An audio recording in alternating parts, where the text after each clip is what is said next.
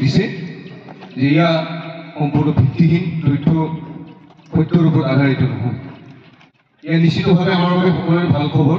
আমি যিটো শংকা কৰি আছিলোঁ সামূহিকভাৱে তাৎক্ষণিকভাৱে অসমৰ চৰকাৰ অসমত আমি ভোট দি জিকোৱা চৰকাৰ মন্ত্ৰিত্ব কৰা ভূমি ভূটান দাবী সমিতিৰ মুখ্য সমন্বয়ক ডাঙৰ অসম ভূমি সুৰক্ষা সমিতি সামগ্ৰিকভাৱে জড়িত হৈ থকা আমাক মাটি লাগে।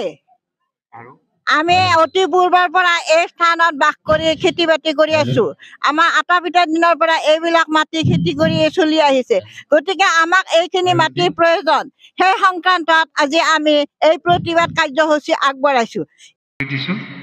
যে 1 নম্বৰ আছে আমাৰ সভাপতিৰ আসন গ্ৰহণ, এইটো হৈ গ'ল। দ্বিতীয় আপুনি নিজৰ ঘৰখন চম্ভালক, আমাৰ ঘৰ চম্ভালিবলৈ আমাক অধিকাৰ দিয়ক। কৃষিৰ লগত আমাৰ সংস্কৃতিৰ এটা আপুৰুগীয়া ঐতিহাসিক সম্পৰ্ক আছে।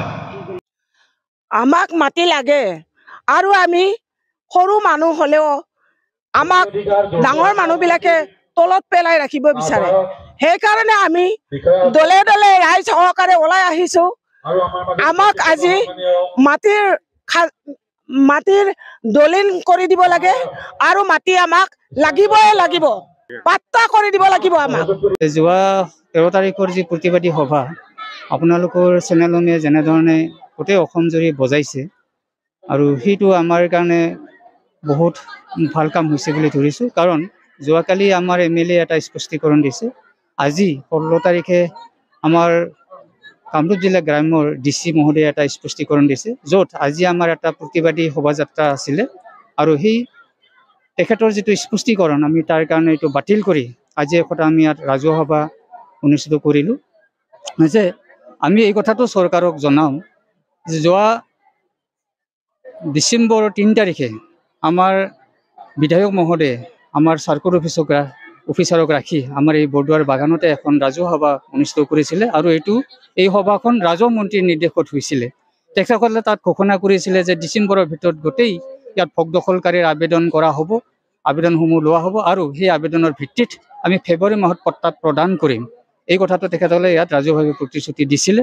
কিন্তু এটা দুখৰ বিষয় আমি গম পালোঁ যে আজি কিছুদিন আগত চিফ ছেক্ৰেটাৰী মহোদয় এই চানবিবি এলেকালৈ আহিছিলে আৰু তাত আমাৰ ADC মহোদয় আহিছিলে। তাৰ পিছত আমি যিটো ইয়াত আমি দেখা পালোঁ যে আমাৰ এই বাগান 2 নম্বৰ বাগান এলেকাত এডোখৰ মাটিত তেখেতসকলৰ কানুনগৈ মণ্ডল আৰু আমাৰ যি চৰকাৰী লাটৰ মণ্ডল আছে, গাঁওবুঢ়া আছে, সেই গাঁওবুঢ়াসকলে গৈ সেই এলেকা এটা ছাৰ্ভে কৰি আছিলে। তাত আমাৰ ৰাজহুৱা মানুহ গৈ তেখেতসকলক প্ৰশ্ন কৰিছিলে যে আপোনালোকে যে ইয়াত খাৰা হৈ আছে, ইয়াত যে কিবা দেখুৱাই আছে, এইটো কি ঘটনা? তেতিয়া তেখেতসকলে কৈছিলে যে এই মাটিখিনি চৰকাৰে অধিগ্ৰহণ কৰিব, এতিয়া অধিগ্ৰহণ কৰাৰ পাছত চৰকাৰেহে জানিব ইয়াত কি ব্যৱস্থা গ্ৰহণ কৰে। আৰু সেই কথাটো জানি আমি লগে লগে যোৱা 13 তাৰিখে এখন প্ৰতিবাদী সভা অনুষ্ঠিত কৰিলোঁ আৰু সেই প্ৰতিবাদী সভাৰ জৰিয়তে যি অসমৰ গোটেই চেনেলসমূহ বাজিলে আৰু তাৰ ভিত্তিত আজি আমাৰ কামৰূপ জিলাৰ DC মহোদয়ে যিটো স্পষ্টীকৰণ দিছে আৰু তাৰ ভিত্তিতে আজি আমাৰ প্ৰগ্ৰাম আমি স্থগিত ৰাখি এই সভাখন অনুষ্ঠিত কৰা হৈছে। তেতিয়ালৈকে কিন্তু আমি আমাৰ সংগ্ৰাম চলাই যাব লাগিব, হয় নে নহয়?